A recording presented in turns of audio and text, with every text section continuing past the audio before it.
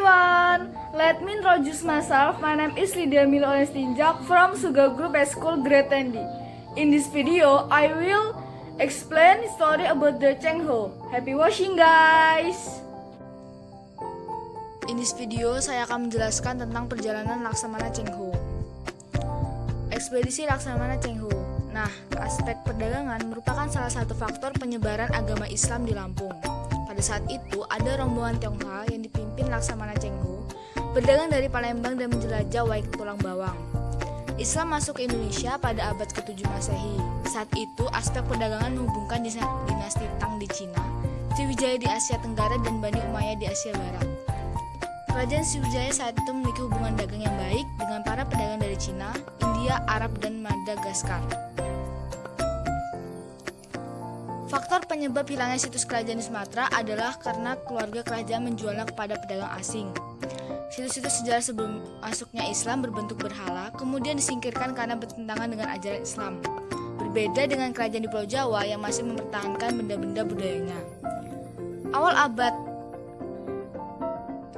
14, Laksamana Cheng Ho melakukan perjalanan menyusuri Waig Tulang Bawang dan berinteraksi dengan penduduk setempat. Selain itu ada lagi akses masuk yaitu Labuan Maringgai. Terbukti di Gedung Wani ada kawasan bernama Lawang Puri dari Sultan Banten.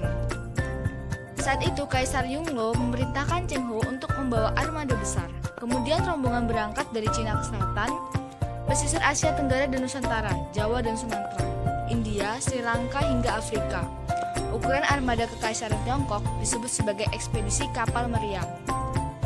Jalur pesiar. Rute yang dilalui armada Cheng Ho dimulai dari perairan selatan, Kepulauan Natuna melalui Selat Kalimata dan Kepulauan Gelam. Dari sini terus ke arah Cilimen, Karum, Jawa, Pana, Jepara melihat ke Gunung Muria, Lasem dan Tuban. Terus ke timur laut Jawa ke Cilimsin, Gresik dan merapat di Surabaya. Di Surabaya kapal sandar selama 4 bulan. Antara Maret sampai Juli.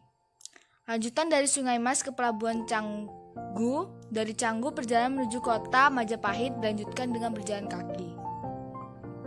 Destinasi Cheng Ho selanjutnya adalah Pelabuhan Lama, Palembang.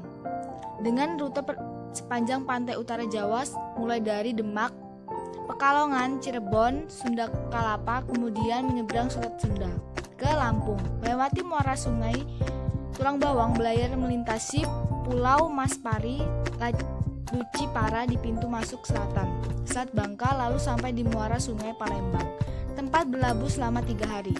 Dari perjalanan ekspedisi Laksamana Cheng Ho, kita dapat mengkaji dari segi ideologi Konfusianisme dan sistem hubungan luar negeri yang dianut oleh dinasti Ming.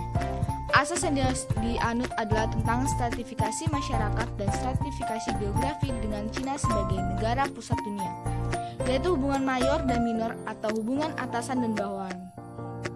Amal ini didasarkan pada persepsi bahwa dunia ini budaya paling mulia adalah budaya Tionghoa dan negara-negara di luar Cina harus menghormati keluhuran budaya.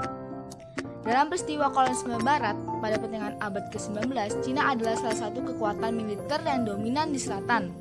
Sistem diplomasi kuno disebut sebagai tributary relationship system atau diplomasi membayar upeti. Cina mengirim utusan ke luar negeri dengan tujuan menunjukkan kekuatan militer atau menghukum penguasa lokal yang tidak mau tunduk pada bangsawan budaya dan kekuatan militer Cina.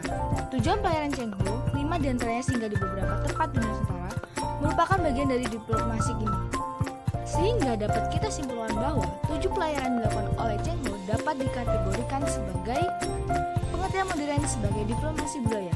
Cheng Ho adalah seorang laksamana yang memimpin puluhan ribu tentara laut dan armada yang sangat kuat. Thank you for watching and see you.